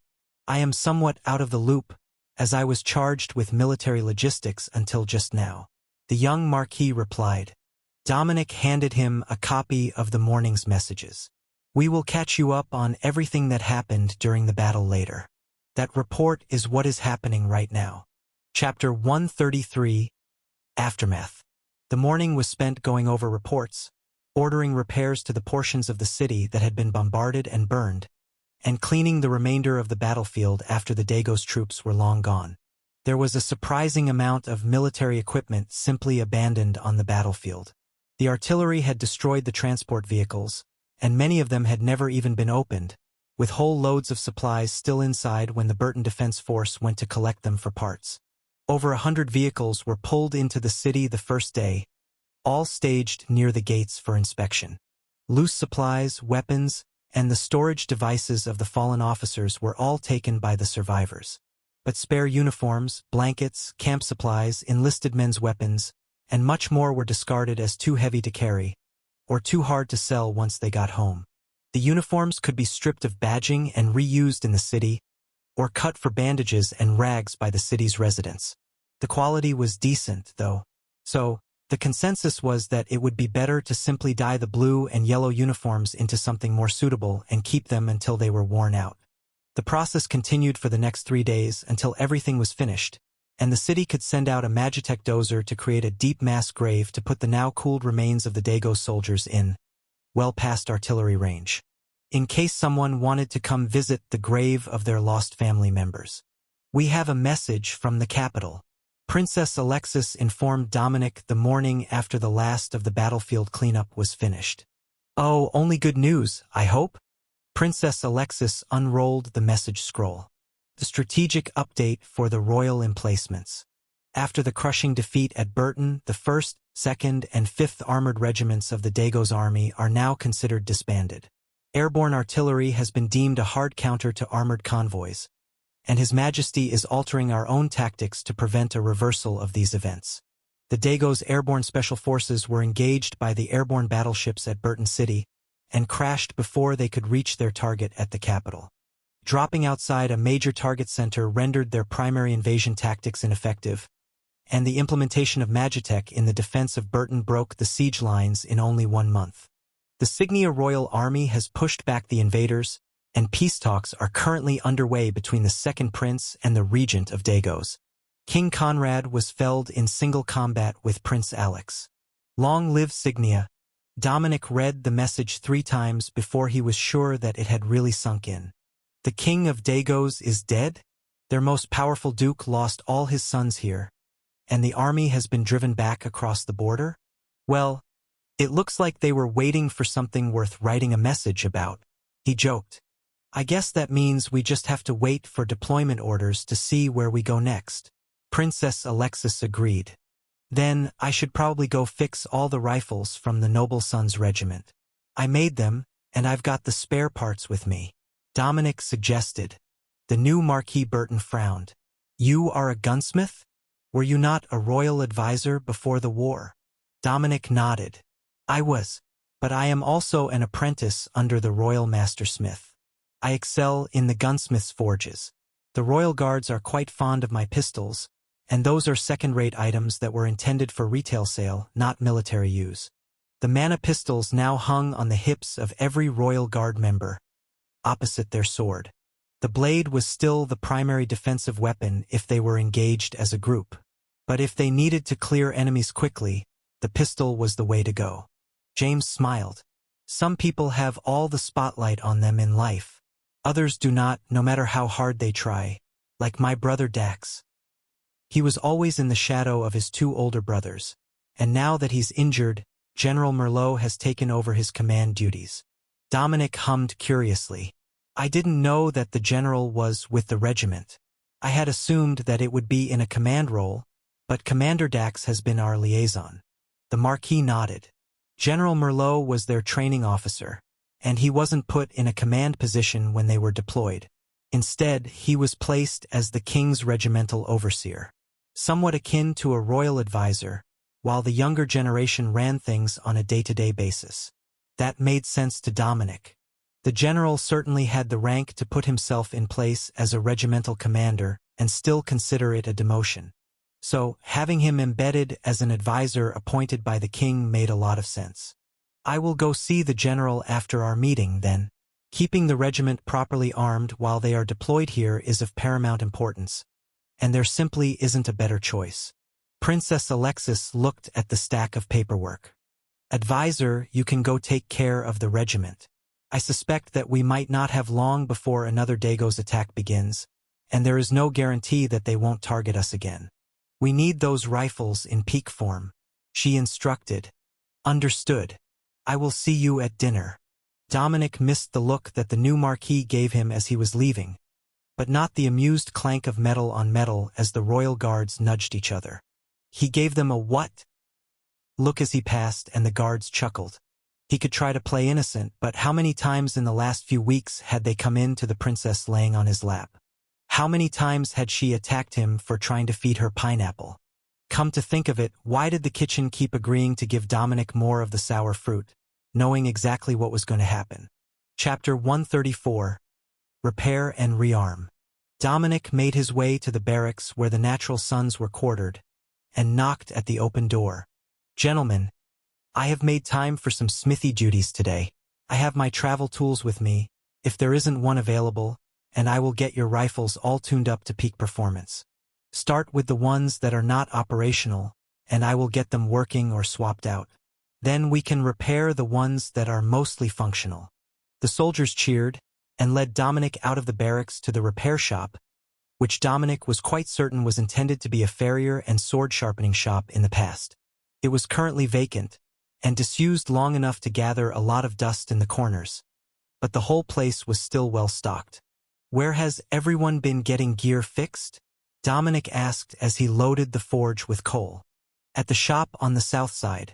It's a bit of a trip, but it's an artificer's shop, so they're good with most things. The weaponsmith in the keep does the swords and armor. General Merlot explained.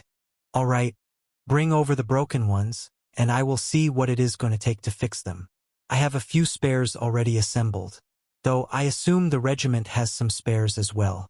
Though those might all be broken by now. Dominic replied.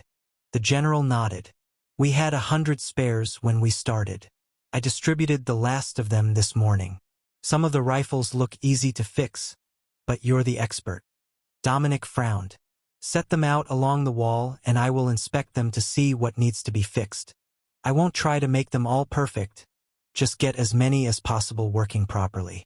But I do have one request. There is no torch in here, and I don't have one in my travel kit. Can you go to the shops in town and find someone to sell you one? General, if you can give them a requisition order, that would be best. If not, I will give them money. General Merlot nodded. Of course. I have an officer for that. Give it 30 minutes and they will find you a torch. Dominic started sorting through the rifles, and found that the most common issue was where in the munitions press and lever. The design didn't have any adjustability in it, and it had never occurred to him that it would need it. But the hinge pin was wearing out, the steel of the trigger guard lever had divots worn in it, and the rounds weren't being pressed properly. so the round wouldn't load and the rifle wouldn't fire. He hadn't even finished sorting the rifles when the requisition officer came in with a Magitech torch and an upset-looking worker. "I told you to buy one, not steal it from the steamsmith," Dominic joked. "I am buying it. He's an artificer, but he wouldn't take a requisition for it. He wants 30 levels of mana core or equivalent in gold," the officer explained. General Merlot nodded and handed the man his payment. The artificer looked terrified when he realized that half the regiment was inside this building, and not just a single officer or an accountant.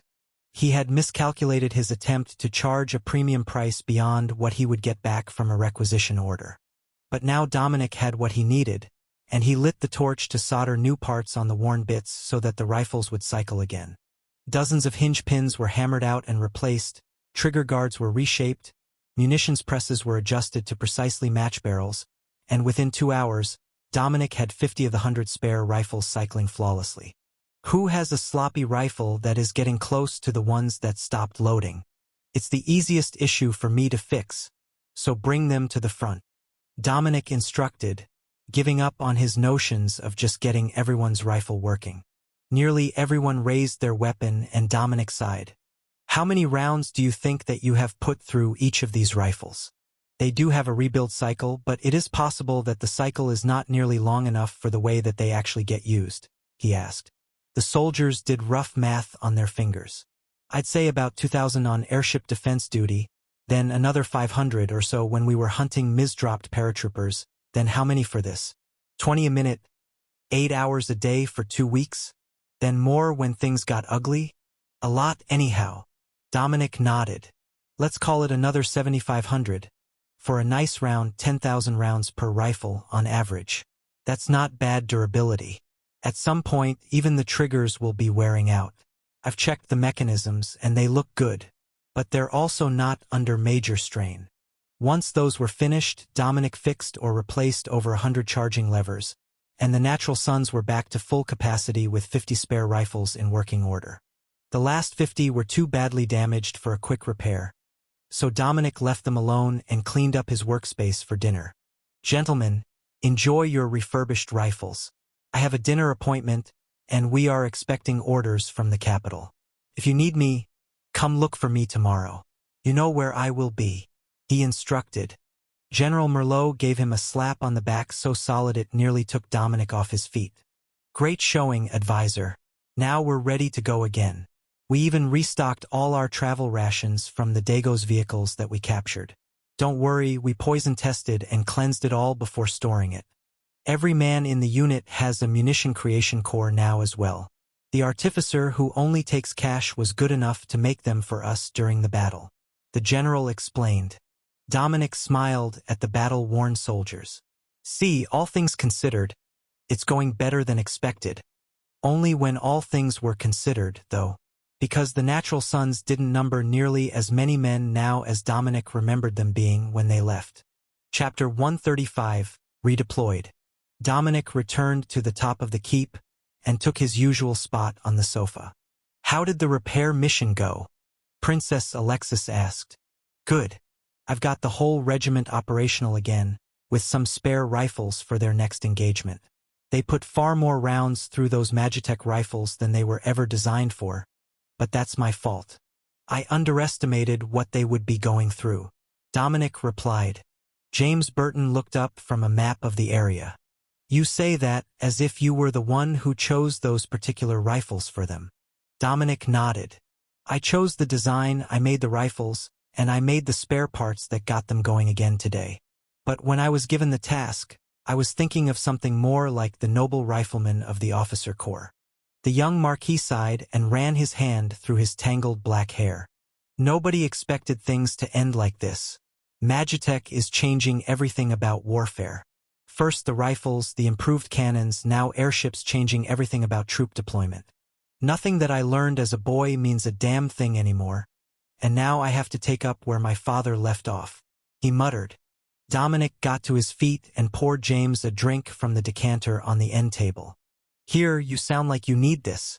Remember, everyone learned things the same way that you did, so everything is new to all the commanders, and they're just making it up as they go." The whole naval blockade tactic we used with the airships? It's just the standard naval blockade technique adapted for 3 dimensions. The same with the riflemen clearing infantry charges and disabling mechanized charges. There was a saying with the guards in the manor I grew up at. No plan survives the first engagement of the war. It's only those who can adapt who live. Dominic spoke slowly and quietly, calming the stressed nobleman. The new Marquis Burton sighed. The royal messenger arrived while you were gone. The royal delegation and the natural sons have been redeployed. His Majesty is unconvinced about the sincerity of the Dago's crown, so I am to be left with only my city guards. Hell, I don't even have half my staff anymore because they turned traitor or were sent to infiltrate the keep. On the bright side, you've already proven that your city can repel a full assault by the Dago's army without suffering a single breach. The Dago's army never set foot in the city when they attacked over the wall. That has to count for something when they consider whether Burton should be a target again. Don't underestimate your city guards. They did a phenomenal job. Dominic informed him sternly, while Princess Alexis smirked at him. She had been trying to talk him down all day, but he just got more worked up with every new message that they got. She gave it 5 minutes before he was going again. Sure enough, not even 10 minutes later, there was a mechanical horse rider at the eastern gate, requesting access to the city.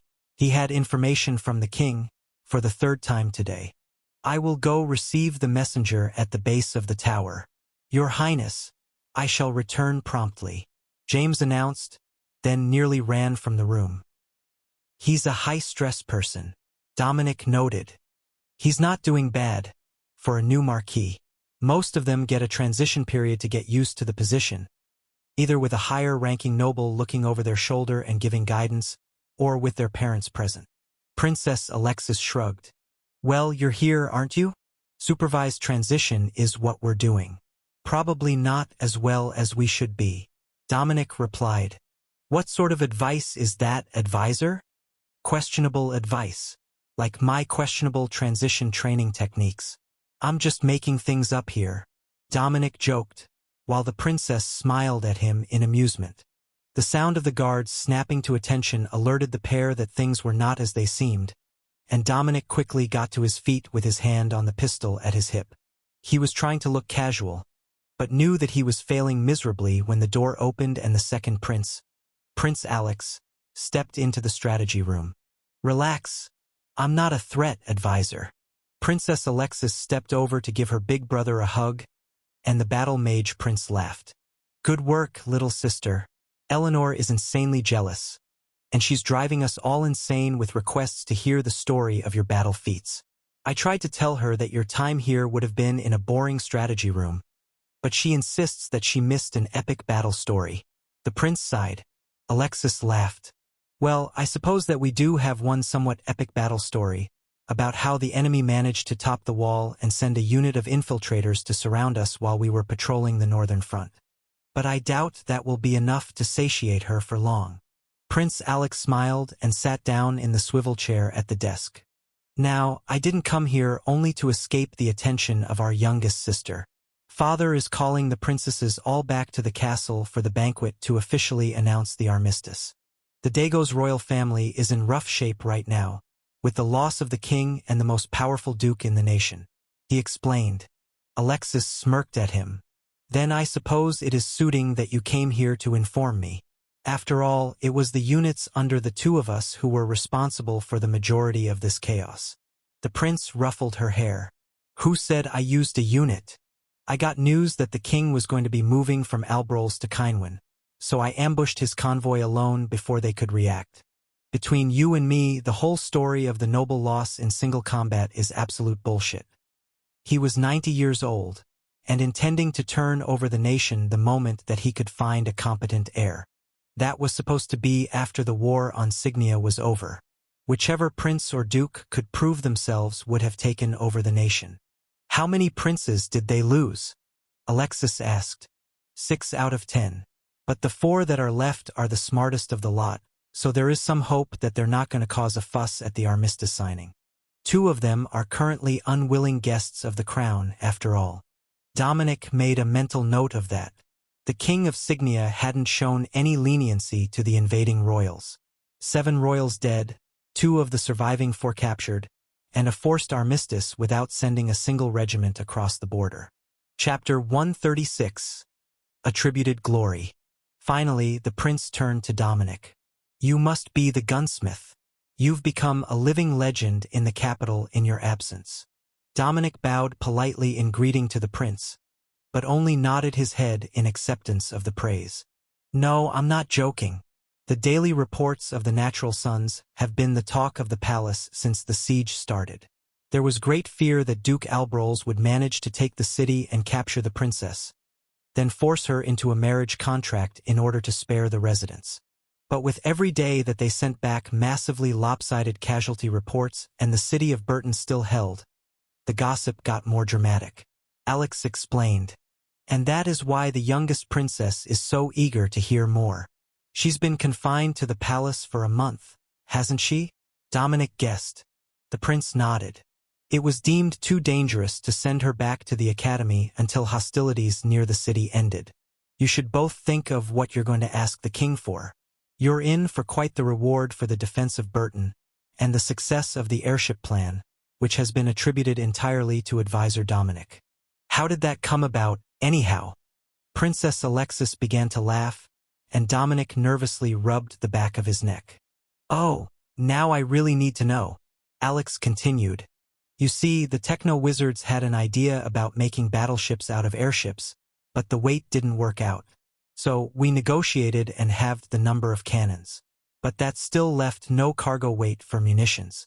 The solution was to make a Magitech orb to load the cannons, but nobody wanted to take the blame if it didn't work. So, I volunteered to take all the blame for wasted resources, and we came up with something functional within a single evening. It worked better than anyone could have anticipated, and even with 8 cannons per side, the flying gunships have had few problems shooting down the enemy. Dominic explained. Ah, the scapegoat theory. Many gamblers will be upset to hear it. They were wagering that you were hiding a secret recipe to try to get journeyman rank. But how did you manage to make a Magitech orb that could load cannons? The mana expenditure must be horrendous with 8 cannons at a time. No crewman should be able to operate that. He replied. Alexis continued to laugh quietly. That's true. They can't. The techno-wizards went up with the airships. They haven't set foot in the city since the battle started, other than on the airship docks when they resupplied. All of the city defense was done by the mages in Marquis Burton's employ. What level did the Magitech orbs need to be brought to in order to be functional? The prince asked. That's the best part. They are effective from level 1, even without attunement. The first few days, the mages on the airships were sharing 1 orb between 2 of them because they left the extras for the city defenders. Dominic explained. He held up a spare copy, which was still level 1 and not attuned. The prince gave it a greedy stare, and Dominic tossed it to him. Keep that one. I've got another, and I know how to make them, he offered. Thanks.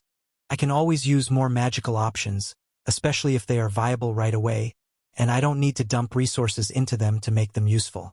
I actually have a create munitions orb at a high enough level to perform the same task. But this one makes an explosive cannonball, right? A second option for me. Yes, the rounds are stone, designed to turn to shrapnel, and they're loaded with black powder. They were exceptionally capable against everything that they faced, except for a few armored vehicles with a plow on the front. Getting past the door-breaching plow was much more difficult, and one was lost to a lucky shot through the viewing window. The other was slowed by shrapnel, but still reached the city gates. The defensive measures held with its reduced momentum, but it might still be better to have solid-shot cannonballs for that sort of situation. Or perhaps a different munition entirely. I don't know enough about munitions to say for certain what the most efficient design for armor penetration would be. There are certainly better options than the stone shot, though. Dominic explained. The second prince nodded. I'm sure there is, but we can leave that up to the other engineers. They will find the answer with some time to research. 5,000 kilometers away, in the Dago's royal palace, a dark-haired young prince stood in the middle of a destroyed throne room. What the hell do you mean? Father refused to name me heir. Did he think that any of those other idiots were competent to lead the nation? Put any of them on the throne, and the noble factions will have a puppet for life. The prince shouted. My prince, the whole nation knows that only Kaizen could be a competent heir. But you know how your father was. He didn't approve of your other proclivities, and he was entirely too soft on the commoners. Once you told him of your intention to reinstitute slavery across the nation, he flatly refused to ever speak your name again, or you would surely have been the crown prince. A blue-robed advisor replied gently, as if trying to calm a wild animal. Prince Kaizen huffed in annoyance. Start gathering all our loyal nobles and call the envoys from Axbridge and Skipple. Dagos won't stand for this insult to our lineage. If Signia wants war to eliminate a royal family, we will show them who the real experts are. Only a true royal is worthy to rule, and those blonde mutts don't deserve the title. Of course, Your Highness. The advisor agreed, before hurrying from the room. The royal guard shared incredulous looks. The prince claimed that only a true royal was fit to lead, but his mother was a commoner girl that the king's eldest son had impregnated just to see if the child would have her beautiful green eyes. He hardly had the standing to call himself a true royal, but he was a useful idiot, and the military would support him if he tried to claim the throne by force. Chapter 137. Return to the capital. Prince Alex focused mana on the Magitech orb, and Dominic saw the item begin to glow more brightly, and the red light began to shift toward a more burgundy shade. What is it that you're doing? He asked. Oh right, most people don't see this often. It's a bonus of being a battle mage. One of the techniques that we learn is how to put mana into our Magitech devices as if it were from a mana core. It only works once per item, and as if we had given it a mana core of our level. But my trade skill core is at level 40, and 40 levels of mana cores into a level 0 Magitech item usually brings it to level 4. Sometimes level 3 if it's inefficient. He explained. Dominic sighed. That was not a trick that he had learned as a blacksmith.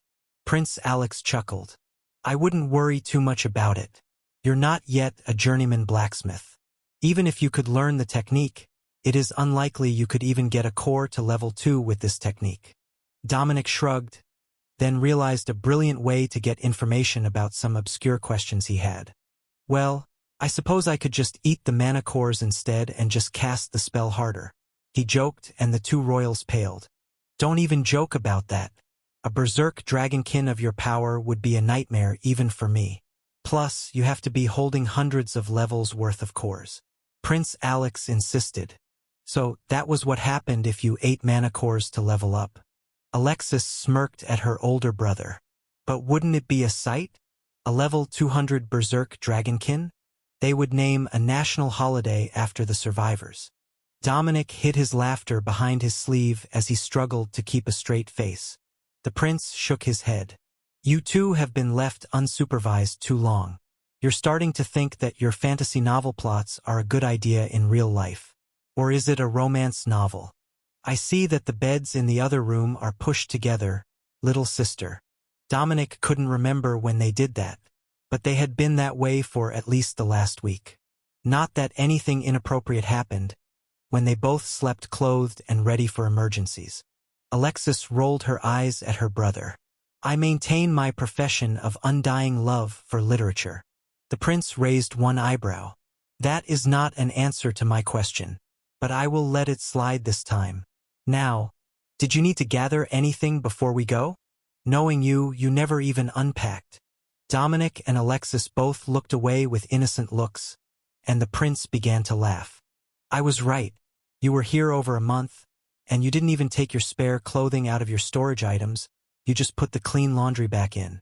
Give the guard half an hour to say goodbye to their new friends, and we can get going. Alexis insisted. The guard at the door nodded, and a moment later Dominic heard footsteps headed down the stairs. The Marquis is getting the regiment ready to leave. I brought reinforcements from the reserves, so he's not going to be left undefended once we go. The king assumed that the casualties here were much higher than reported, and you just didn't want to alarm him with the situation. The prince explained. He wasn't wrong. The city guard and militia had lost well over half their numbers. But that was in the last few days of the battle, and the palace might not have received the message yet. The maid came in with food, and Dominic cleansed it out of habit. You know, people are going to start thinking you're paranoid, Prince Alex noted. When we first arrived, infiltrators from Dagos tried to poison both of us with dragonberries. I've done it ever since. Though, I suppose it wouldn't help if they tried the same trick twice, since they're not poison to me. Dominic replied. Yeah, purify doesn't nullify all forms of magic on the food. That's why the poison testers always have to be fully human. If they're not, they might be immune to the poison used. The prince agreed. Now, should we start heading downstairs? I am certain that the Marquis will want to send you off with some fanfare. Some fanfare was a very mild description of what the Marquis had planned.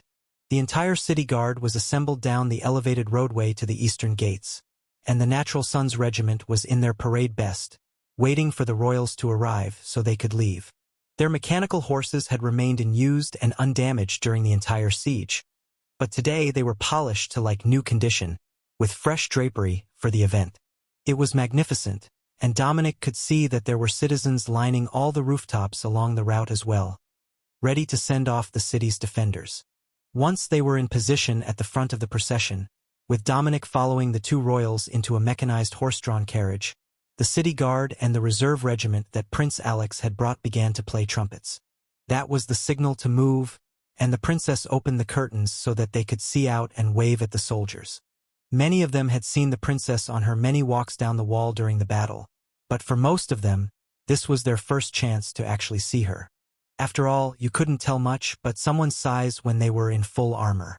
Dominic also had the curtain open, so he could keep himself aware of the situation around them. But the looks he got were much less adoring, and more admiring of his accomplishments and magical power. The techno-wizards laughed and waved energetically as Dominic passed their position, and he had to try not to laugh. Most of the glory he was being given was their doing. But they were still happy for him. Or perhaps happy that their device would be spread around the nation. The metallic hooves on first stone, then wooden roadway was a steady drone as they approached the city gates, which were thrown wide open for their victorious departure. It was a strange feeling, knowing that he was headed back to mundane days in the palace forge, and the post-war celebrations that would surely follow. But not a bad feeling. Not at all. Chapter 138. Downtime. Compared to the strategy room of the keep, not much changed during the ride back to the palace. 15 minutes into the ride, Princess Alexis had her feet up against the wall and her head on Dominic's leg as she read, while her brother simply shook his head at her and then returned to reading a magical tome. Dominic couldn't help but notice that it wasn't just their names that were similar. Alex and Alexis had inherited the same personality, more interested in books than anything else. They were staying on the main roadway with its stone surface, so it would be a bit longer than the more direct secondary route that they had taken to get to Burton, but Dominic wasn't thinking about the amount of time that it would take them.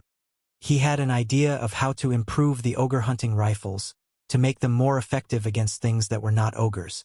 After a few hours of peaceful silence, Prince Alex looked up from his book. "We really are the nerds of the royal family, aren't we?" he asked. Alexis lifted a hand to give him a thumbs up. "Definitely. Can you imagine how annoying it would be if we were trapped in a carriage with Brother Claudius?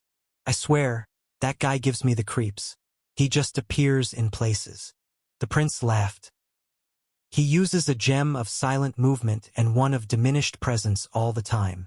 He actually enjoys sneaking up on people to see what their reaction is." Dominic chuckled. "I thought that he was hiding in the room somewhere, but maybe I just didn't ever notice him until he started to speak." Alexis nodded toward the snacks on the table in front of them, and Dominic dropped a chocolate in her mouth as Prince Alex laughed. He started that after he was named Crown Prince. People would follow him around everywhere trying to become his friends, so they could be closer to power in the future. He's incredibly intelligent, gifted in combat, but his people skills were always lacking as a child. So, eventually, he just gave up on dealing with them and started to hide his presence except when he wanted to be noticed for official reasons. He explained, And now it has become his signature ability, and everyone thinks that it's a sign of his extensive combat training. Alexis added with a laugh. Now that was ironic. The rattling of steel-banded wheels on stone roadways was their constant companion as the light faded from the sky, and the regiment pushed forward toward the river crossing, where they planned to camp for the evening. That would put them into the capital early afternoon if they left early, and it would leave everyone properly rested, not exhausted from an overnight rush. The driver pulled them to a stop, and Prince Alex gestured toward the back of the carriage. We should set good tents. It gets cool here by the river overnight. Dominic nodded, then smiled as he realized he hadn't actually set a tent in years. A rain tarp many times, but he never used a proper tent. He didn't like being confined within it when he was sleeping on the ground anyhow. It's a shame we don't have a forge wagon. They're the best sleeping spots. Dominic sighed. How is that? You just bank the forge for the evening, and the whole place remains hot and dry all night. If you work too late into the night, you can just sleep on the roof, with the warm metal under your back, instead of the cold ground. Prince Alex frowned, then nodded. I will keep that in mind for future journeys. I'm not the sort who likes that much heat at night, but the roof of the forge wagon doesn't sound too bad. Plus, who would think to look for the prince there when they search tents in the middle of the night? It's an excellent way to avoid assassination attempts. Dominic sighed. Those are getting old. Seriously, more people have tried to kill me in the last 3 months than the last 10 years. Well, I have good news and bad news. The good news is that now that the most aggressive portion of the war is over, you should break that streak. The bad news is that the politics aren't going to get any less annoying than the people who actually tried to kill you. Prince Alex joked. The prince gestured to the staff of the regiment, and they began erecting a large round tent, which made Dominic laugh. You know, if you don't want to be noticed, the huge round tent might not be the best idea. Alex shrugged. Protocol. You know how it is. Unless you want to actually end up married to a princess, you can't sleep in the carriage. I certainly can't, unless I want the most distasteful of rumors to spread. But I also can't sleep in a lesser tent than the officers of the unit. It would be considered an insult to the royal family. So, because they use a tent like this, so do I. However, you can take one of the camp cots inside. It will be more comfortable than the ground.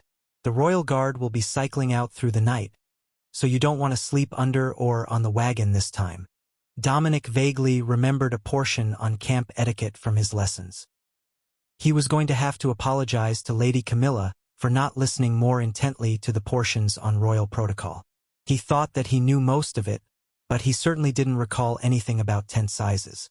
The regiment's support staff set the tent up in under 10 minutes, and Dominic tossed his bedroll on the cot by the door, traditionally the guard's position. Except that there were no guards sleeping in the tent today. They had their own. Prince Alex pulled the curtain that separated the front area from the sleeping area, and both settled in for the evening, with separate area barrier spells over themselves. Chapter 139. Dress Your Best. Dominic woke up before first light when he smelled food, and took a moment to brush out his robes before putting them back on for the day. You do have other robes, right? Prince Alex asked. Dominic nodded. These are my general-purpose ones with a bonus to spell power. I have fancy ones for formal occasions.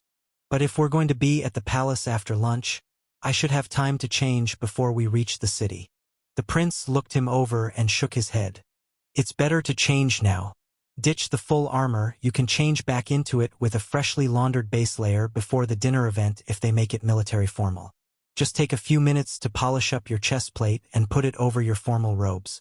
I suspect that there will be many eyes on us as we approach the city, and not many chances to get outside and change clothes. Dominic stripped quickly to change just as Princess Alexis walked in, wearing a bright blue gown with a shining silver chest plate over it. Good, you're changing. Let's see what you've got. For formal wear. Formal wear. She hastily added as her brother gave her a seriously look, but she didn't look away. Dominic laughed and pulled on a clean pair of black uniform pants with suspenders, then put on the best set of black mage robes he had over the top. With a handful of water and a shake of his head, His hair settled back into its usual wavy curls, and Dominic pulled on a clean pair of polished boots. That hair care routine is painful to watch. How do you even make it do that without a brush? It sits the same way every time you do it. Alexis grumbled. Dominic shrugged. It's getting a bit long. I will have to get it cut soon, or it won't do it anymore. The regimental cooks brought over breakfast, oatmeal with honey and dried apple slices, the essentials of stable travel rations. Prince Alex sighed as he stared at the bowl, then passed it to Alexis and took out a round of flatbread and cheese. Oh? Not fond of oatmeal? Or is it the apples? Dominic asked. Both. I don't mind fresh apples in pie, but the dried apple slices are a texture nightmare. Dominic laughed as he finished his food and collected the bowls to give back to the staff, who were cleaning as fast as they could. They would have to continue as they moved, washing dishes in the supply wagons while they traveled, but it was far better to get most of them done now. Dominic knew that for most meals, everyone would just supply their own dishes, and perhaps the majority of soldiers did. But they had brought the food to the royal guard. With the carriage back in motion, Dominic settled back into his work, trying to improve the ogre-slaying rifles. He was somewhat limited in the knowledge that he had, but he had a whole set of textbooks on magical engineering with him, which he hadn't finished the lessons for before he left. There were plenty of circuit diagrams in there, and he knew the blueprint for the mana revolver. He didn't need a fully magical bullet, but the concept should be similar to building in a magical buff that surrounded the bullet instead of just accelerating it. Dominic finally found the information that he needed in the chapter on creating the Magitech core for the torches that most craftsmen used. It wasn't particularly complex, but he could use it to add fire damage to the bullet, and then from there, he could add the circuits that would turn the flaming damage into an explosion without using an explosive round. That would be incredibly useful when firing into crowded groups of enemies. Now, he just needed to experiment until he could get that to work with either the ogre-slaying rifle or the mana revolver. Explosive magical pistol rounds sounded fun, but the revolver wasn't large, and it was a lot of complex magitech that needed to be added. Perhaps in the handle area? Yes, he could stack them around the trigger and hammer mechanisms inside hollow grips. That would allow him enough room to put the extra effects onto the mana pistol. The rifle would be infinitely easier, and he would not have to try to miniaturize all the work. But keeping both in mind just made sense from a practical standpoint. What are you even working on? Alexis asked as Dominic continued to sketch patterns in a notebook. Adding explosive rounds to a mana pistol. The princess smiled and nodded, then returned to her novel. But Prince Alex was not going to let that comment slide so easily. You think that you can make the explosion spell work on a pistol? Without adding a spell gem? He asked. Not the spell. At least not exactly. An explosive effect when the bullet contacts the target. It should be magical fire, the same as the explosion spell, but it should have a level based on the level of the weapon, unlike a spell gem that would need to be leveled separately. I will have to test it to see if it works, but I think that it should, Dominic explained. The prince laughed. Well, if you can make that work, I don't think that you'll have a hard time getting a promotion to journeyman. In fact, your trade skill core might just advance spontaneously. Dominic winked at him. The only way to know that an idea will fail is to try. The idea was originally for the rifles that I made for the Natural Sons, as there is so much more room to work in a rifle frame. But explosive mana pistols just sound so ridiculously overpowered. Making gunslingers into the new battle mages, one pair of pistols at a time. Prince Alex joked, then motioned for Dominic to show him the designs. Let's see if I can spot any obvious flaws in the design. Chapter 140 Trio of Nerds.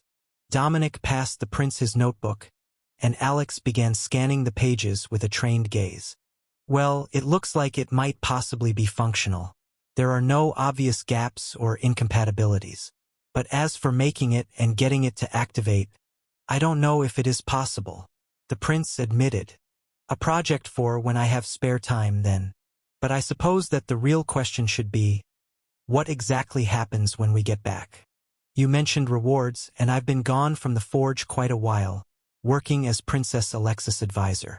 In fact, I'm completely lost as to what my proper duties are at this point. Dominic admitted. Princess Alexis winked at him. Relax, at this point, your duties are basically whatever I say they are. The role of advisor takes precedence over all other duties within the palace, unless you're a titled and landed noble with territory to manage. Though, you likely could become one if you wanted. They are going to give us a lot of credit for the victory as the city's commanders. So, you could ask for a title and manor, rare blueprints, and your own workshop with a royal commission. That sort of thing. Technically, you're still an apprentice at the Royal Forge, but once your trade skill core shows the first signs of blue, it will just be a matter of time before you're officially a journeyman. Dominic chuckled.